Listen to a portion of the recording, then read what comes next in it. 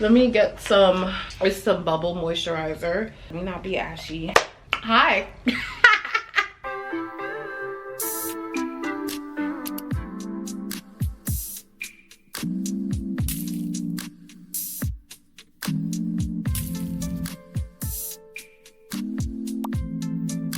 So according to my hair, you guys are going to be so confused, and that's okay. Just follow along, get it together, watch the previous videos, just lock in, okay? Before we get into this video, our lip gloss of the day is Acceptance Speech Lip Gloss by Serena Williams, Win Beauty, in the shade Legacy. I saw someone do that and it made me so happy, the sound. All right, now we can get started. If this is your first time seeing my face, hi, very welcome. I hope you enjoyed the video. If it's not your first time, thank you for coming back. I really appreciate you. You know, like, subscribe, and comment. Now we can get into the video. This video is a reflection video, similar to my seeing the world through the eyes of the social science major. However, I just didn't like that concept, didn't like that thingy, just didn't like it, so we changing it. It's now called Melo's Musings. I'm gonna talk about spring 2024 in terms of semester and summer 2024. I know, Melo, I'm filming this on December 30th, 2025. Why would I have so much to say, and this is my channel. Mind you, this glass is about to break, but it will not, in Jesus' name. With further ado, let's get into it, okay? All right, thank you very much. The last few videos you guys have seen me a little bit in spring 2024. You guys have seen me go to a conference. You guys have seen me present at the conference. You guys have seen me present at Columbia University.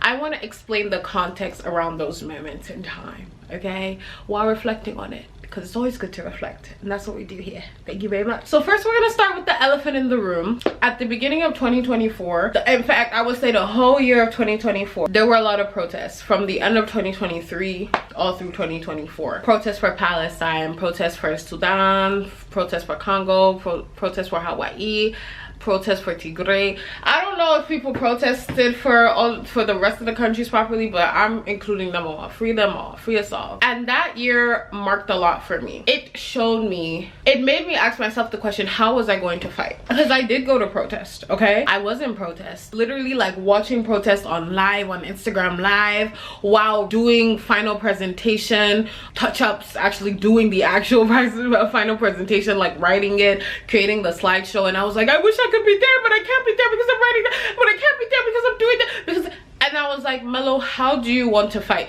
You feel kind of like off, you feel kind of down, you feel kind of useless when you're not out there fighting. But I realized that everybody has a role to play, and I need this degree. That was when I was a sophomore, by the way. I'm a senior now. Yeah, I'm a senior now. It had me ask myself a lot of questions. But spring 2024 was the year that I learned the most. The year I learned how to be a conscious consumer. So technically, I've been learning this since October 2023, but you know, like, I'm just gonna pretend that it started in spring 2024, right? The year I truly learned my continent's modern history. Baby! AFS 221. I thought I was radicalized before. I re-radicalized. In a whole different way. Human rights of Africa, further radicalized, okay? I learned the most. I learned the most about people around me. I learned the most in school, and I learned the most about who I wanted to be and the kind of voice I could be. I was so into it educationally. I took so many classes. I learned a lot. Ah, man, this video, it doesn't seem like it's going to make sense, but there's no other way for me to say that. 2024 was also the year I went for it. Actually, you know what, let's get into it. Be in my business real quick. So at the end of 2024, I told someone that they probably won't be seeing me as often because I'm chasing after my dreams. I'm ready to run after my dreams. There was nothing in the way of me achieving my dreams. I was actually in a position where I could go for my dreams, and so I was just gonna go do it. The reason I hadn't achieved it was because I wasn't going.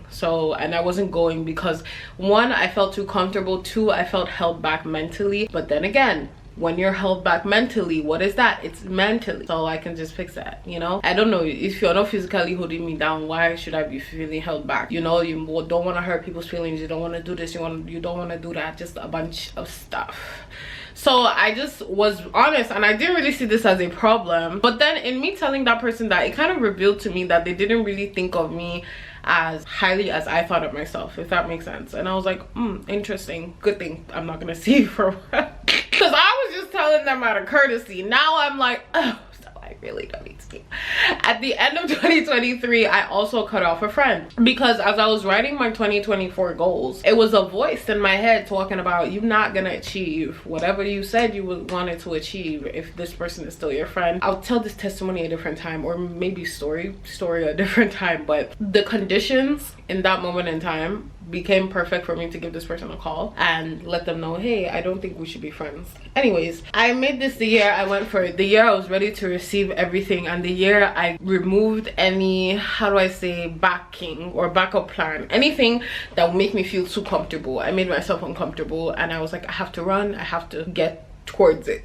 Did I achieve everything ever in the whole wide world that year? The answer is no. I don't think I quantum leaped, because I feel like my quantum leaping will be so much bigger, so much more. Something didn't shift, but something shifted in terms of like publicly. First thing I wanted to do, again, like the friend I cut off, or just the people who didn't really believe in what I want to do, I was like, I need to find people who believe this. I need to find people who understand what I'm saying. So I went to Yale Africa Innovation Symposium 2024. Like I said in that video, it was the conference that changed my life. It showed me I wasn't alone. It showed me I could have friends who think similarly. It showed me I could have friends who battled with my thoughts, who made me a better person, and who themselves wanted to create. I'm telling you guys, everybody I met from that conference to this day, I'm always on Instagram seeing that they did this, they did that. On LinkedIn, they're here, they're going everywhere, and they're really, what a blessing.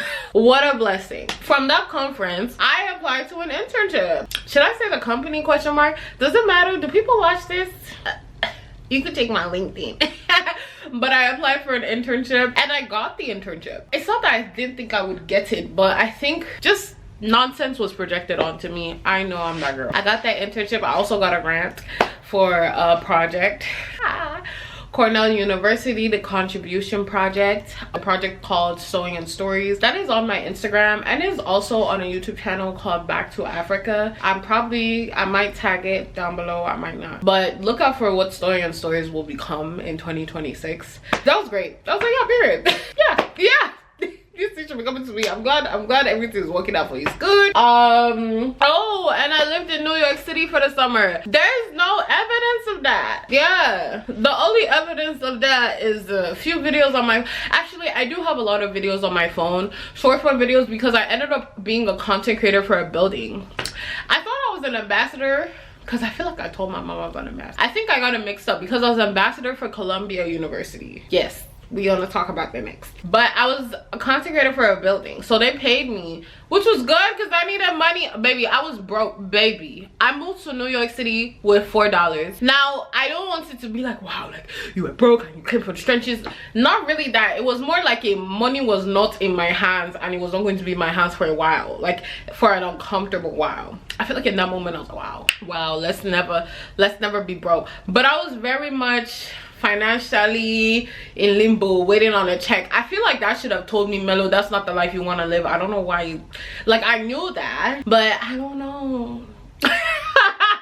No, but for real, I was broke when I first moved, but we all right now. We okay, but I need to lock in, hence me making this video. I lived in New York City for the summer. I lived in Midtown. I would live in Midtown again 100%. That is the perfect place to live if you're somebody who don't like going to many places, okay? If you like being places where things happen, live in Midtown. I hate traveling, baby.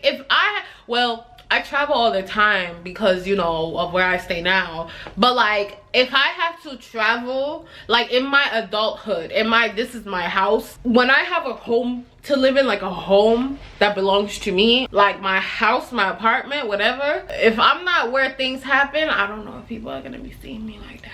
That's why Midtown is the perfect place to live, because if I wanted to go to the museum, I could walk to the museum. If I wanted to go to the station, I could go to the station. If I wanted to go to the store, 20 minutes away. I don't have to take the subway, because I don't take the subway. I can take a bus. I really liked living in Midtown. I enjoyed it thoroughly. thoroughly. And I hustled. I feel like I told you guys that I hustled, but like honestly, the hustling, I don't want to say it was not to any avail. I'm just saying that I have worked harder. I worked hard, but like a lot of my brain power was being used because while I was in New York City, I didn't have any breaks. Like I really went all gas no breaks that entire year, which is not healthy because in April of that year I would end up having seizures on a bus on the way to Cornell University. I don't really recommend you do that, you know, like I don't recommend you don't sleep. I don't recommend. And the thing is that I wasn't sleeping because like it wasn't like a reason to not be sleeping. It was just very bad. Sleep schedule depleted, sleep schedule very stupid, and I just wasn't also rested. I felt like I spent so much time asleep, but I also wasn't rested. I don't know, I just feel like I could have done more. That's why I feel, which is why we set better systems, but that's another video for another day. I worked hard though, I'll say that, because I keep making myself feel like I didn't work hard because like there's no tangible evidence for the people, but it's not really about the people, it's about me and the Lord. I literally took a class. I wrote a book. I literally wrote a book, like although it was for a class, it was for something about urbanism and COVID. I don't know the name. I took the class, okay, and I wrote a book. It's a great book. Maybe I'll publish it one day. And then I went to Columbia University. Yes, we're not there yet. I went to Columbia University for the rest of the summer. So for the first part of the summer, I was in that class and I was interning at the media organization. A lot of things happen, guys. Like, I don't really know what else to say. Like, a lot of things happen. I feel like those are just from now, because unless this video is going to be 55 hours long, I will just drop the lore. I will drop the lore, okay? But just to summarize the lore, I wasn't allowed into the UN for an event for a good reason, but that's okay. A man chased me. I'm still suffering the after effects of that, actually. Became a content creator. I went to Columbia University. Why is this a thing that I never mentioned before? Well, like I said, that was the year of a lot of protests for Palestine, and we know what Columbia University is, if we will. So it was a shame to me. It was a big shame. Why did I make this choice? I was talking to my professor and I was like, yeah, I don't really want to go because of this. And she was like, girl, go. She said, Melo, go. And I did. And by the way, that professor was right. I'm glad I went because it opened my opportunities by a lot. I also gained a lot of experiences. I went to my first Broadway show. I was a Focus ambassador, so they gave me money to eat. But let me tell you something, and I will admit this on the internet, I did the bare minimum. Why did I do the bare minimum, might you ask? Because I wasn't feeling Columbia. I was like, I'm not doing all of that. Hello, like, get it together, y'all. I'm still for the people. Like, it was an enlightening experience because I learned a lot, and I think learning opportunities are very important. And for somebody like me who is going to use everything I ever learned for good, I'm not mad at me getting that experience. So yeah. But I will tell you guys some stuff that I learned. One, because I wrote this down like in my notes app and I just wrote it down again on my iPad. Students are warned not to create their own models. What does that mean? So I took a class, it was an economics class. It was advancements in international political economy, and we were writing a research paper. That's why I really learned how to write research papers, by the way. Like, yeah, that was a class I really learned how to write research papers. So which is why I'm also grateful, because that would help me write my thesis, write more research papers. I can't lie, it strengthened me as an academic to do it in shorter periods of time, and it gave I'm telling you, I learned a lot. I know I was just rambling, yada yada yada. I learned a lot. So why is that important? In the school that I'm coming from, or that I'm in, that I'm gonna receive my degrees from, I've never heard a teacher say that before. I'm not being rude to the teachers. I just think it's so interesting how it's like Columbia students are expected to be overachievers to the point where they will go to a 6-week summer class and they will try to create their own models. However, that was my thought process in the time. As of present day, I've written my undergraduate thesis. That's summer 2025, and low-key the professors were telling us similar things too. So I'm not gonna make it seem like that, but that was the first time I've ever heard that. I was like, wow, like you really expect a lot from the students, which is very good, you know what I mean? That's something where I was like, yeah, everybody needs to experience that. Everybody needs to be held to the same standards because of your race, because of your income background. That shouldn't make people think that you cannot go on the level of intelligence, which is here. You should not be operating it here. You should be operating it here, you know? So yeah. The next one, yeah, this was weird. Furniture is preserved so one can sit in the chair of a great mind. baby, the chairs were old. Wait, I have so many different observations. The chairs were old. I was like, guys, like, come on now. The chairs were, I was like, in whole Columbia University, where they're paying how much money, they're doing this, they're doing that, they're doing this with the school fees. How bad? They said, oh, so that, you know, a so great mind sat on the chair. So that I didn't want to sit on the chair of a great chair that will not be doing kurum when I'm sitting on. Like, guys, lock in. Wait, I have so many other observations about Columbia University. I almost forgot. One, the administration.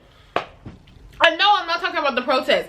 I mean, the offices operated slow. I'm from the SUNY network, honey. The second you send an email to them, as per today is December 30th. They sent me an email, I sent back and forth communication. It's a day before the year is over. Why are you replying me so fast, ma'am? They reply so fast. Administrative people from where I'm from, SUNY, and I dealt with SUNY Cortland and my school, Stony Brook University, Columbia. Oh my goodness, guys. Wait, I actually need to tell the story in this video. I was going to pick up my ID.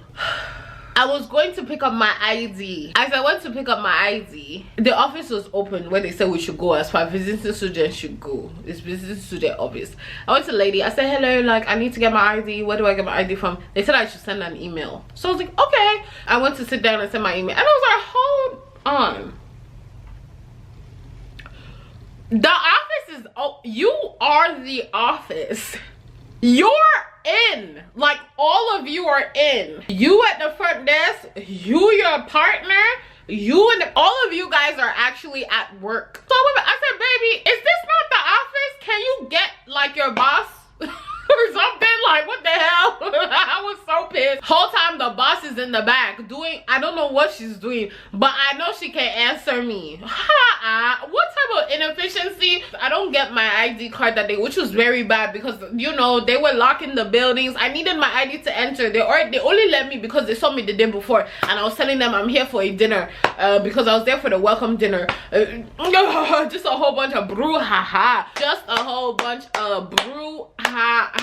Okay, a whole bunch of mess. I was like, are you guys okay? I was so annoyed. They did this to me a second time. I was asking them why the payments haven't gone through for our ambassadorship thing, because I was talking to a girl I met and I heard her payment hasn't gone through. So I'm like looking for them during my break, by the way, of a class, because the class was long. During my break of the class, I'm looking for them. I'm going there, like, go upstairs. I go upstairs. Oh, we'll have to go downstairs. I was just downstairs though. So you mean that the lady was just sitting there the whole time? I've never been annoyed at inefficiency, but it really pissed me off. I'm like, guys, Columbia University, Ivy League, Chikutu, the Ivy League in New York, hold on, this is about to die. Give me a second. Ivy League in New York University, in New York City. Like, New York City is the most grass city in the whole wide world. Why are you guys wasting my time? Why are you guys wasting your time? What is wrong with y'all? What do you mean send an email when you're sitting right there? That really pissed me off. I've never been one to complain, but I think I was also looking for things to complain about, because, you know, it's Columbia, especially during this time. This was a dream school for me, and now it's a whole mess. Ugh. And then let me not even talk about the campus. I'm walking through the campus, I'm seeing a naked man. Or see me at. I didn't want to see anybody's penis. I didn't want to see it. Why? I don't know what that statue is and what. I'm opening the door at somebody's head. What the heck? Maybe they'll say I'm not refined. Okay, let me make it white. But yeah, I didn't really like that. I was like, excuse me? Actually, a lion, they said the lion is starving because it's hungry for knowledge. You know what? Y'all ate with that. I'll give you that. It was this man who does bottle flips, and that's like the campus celebrity. I don't know why the campus celebrity is on campus during the summer. Butler Library was cute. I didn't explore much. I only explored the first floor. I feel like Butler Library is open to the public anyway. And then there was a big library which was never opened. So I never saw that one. I never really explored campus. I quite literally went to class and just went home. I only explored campus when I needed to walk around. Anyways, Focus Ambassadorship Program, very interesting. I did a Broadway show. I went to Governor's Island. I forgot to tell y'all that. I went to Governor's Island. I think that's all I did. I didn't do much with them and I wish I did more. I think I was just tired and busy and just exhausted. I was like, let me go to class, do what I need to do. Actually, I do wish I went to more Broadway shows with them. I wish I did do that. I think I was supposed to go to the United Nations and I overslept. I really wanted to tour the United Nations, but it's okay because at this point in time, Melo's gone to the United Nations for a conference. So I'm okay. Thank you, Jesus. To God be the glory. But yeah, Columbia University was an experience. Would I recommend the program for you? No, because I will be very transparent with you now. Until like a few weeks before it started, I didn't really understand how much we had to pay or that we had to pay. So I'm not gonna tell you how much I had to pay, but I will tell you that payment was involved. So the second class I took, by the way, because I didn't mention it, was the class I did the presentation in, which was Human Rights and Global Economic Justice. Very interesting class, very interesting characters. I wish I was more receptive to hearing about them, but I was no, I don't wish anything. I just wish I boogad better in terms of like being, I guess, prepared, question mark. I don't know, but I'm glad for the experience. I did learn a lot in different ways, you know. I learned a lot in special ways, so I like the way I learned.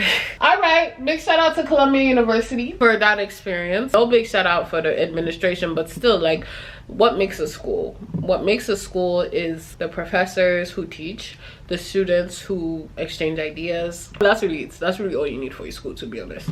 One of the reasons why I went to Columbia University was because my professor reminded me that, girl, like, you worried about students getting arrested on campus at Columbia. Students got arrested on campus at your school too. I was like, you're right, actually. And am I rescinding my degree? No. I would say it's still different, but like I thought that logic made a lot of sense. I was like, you know what, you're right. I am still taking the educational opportunity, so that's what I'm doing. Would I have gone knowing that I had to pay that much originally? The answer is no.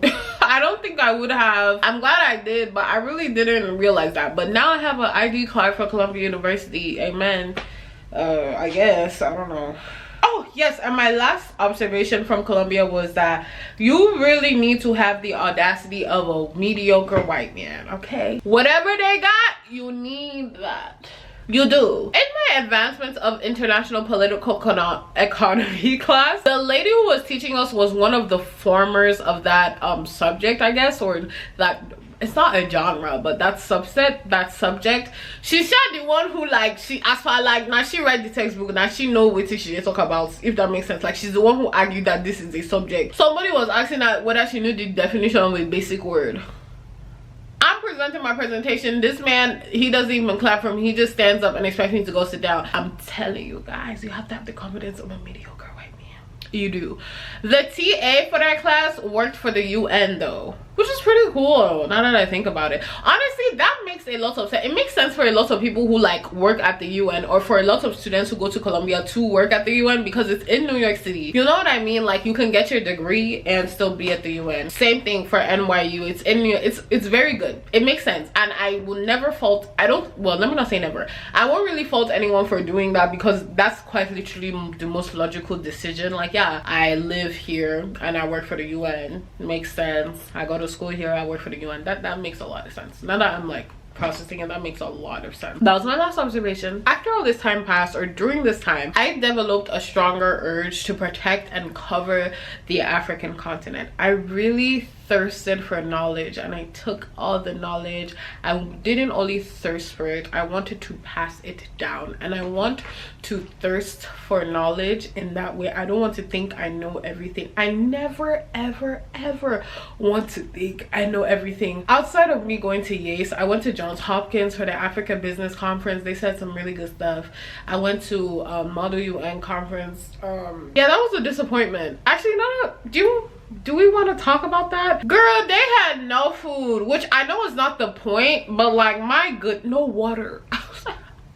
Guys, on top, and they were so serious. that gave me the ick. At least the one that I went. And why did it give me the ick? Because I'm like, guys, this is not real. This is not real. Guys, it's not real. Guys, people are dying. People are dying. People are dying. What the heck? Like, I was like, and especially during that political climate, I'm like, guys, like, I mean, I know it's practice, but like the thing is that like people were talking, these are the opportunities you can get with Model U and like the NY, I don't know if they were NYU students or just people at NYU who graduated and came back for the Model UN thing. They're like working for like Model UN, like not the UN, not the government, like the fake UN activities. I'm like, guys, are we okay? This cannot be a job when people are dying. Not to discredit anyone's job, because when I was younger, when I was like in high school, I was like, yeah, I really wanted to be part of Model UN, but that was not an opportunity available to me back then.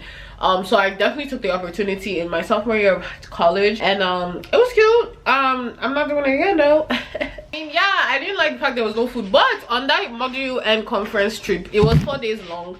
I went for one of the 4 days, and guess who got to meet their co-worker from the organization that I was interning with? I met my co-intern who we worked on the same team, and we had lunch or dinner, I don't know, with my girl Naomi. Yeah, I've seen Naomi before. I went off track. I was saying that I really thirsted for knowledge of the African continent. I don't want to ever stop thirsting for knowledge. I've always known my purpose, but I feel like that was a purpose defining year for me. So yeah, pretty good, pretty cool, loved it. And to end off this video, because it is getting a little bit long, mind you, Melo's musings is me rambling. It don't have to make sense, okay? I learned to accept that people are where they want to be, and I don't need to save them. I don't need to protect them. Like, you get to a certain age where you're wrong, okay? The decisions you're making, you're well aware of it. So yeah, with that, because I don't feel like explaining the conditions or the situations around that, I will end the video. Thank you guys so much for watching Melo's musings about my spring experience. I do hope someone watches this and enjoys this. Maybe they use it to like do their chores or their laundry or something. But hi, I really appreciate you guys for watching my reflections. If you guys do, it means a lot to me. I don't know if this is going to change anybody's life. I don't think it is. This video is not really purpose to do so, but it's just me realizing stuff. Hey, that's what we do here, huh? I can't wait for you guys to see the next vlog. You are going to love it. I'll see you guys in the next one. Bye. Oh, I forgot. And have a very blessed day. And stay unbothered and saved. I'll see you guys in the next one. Bye.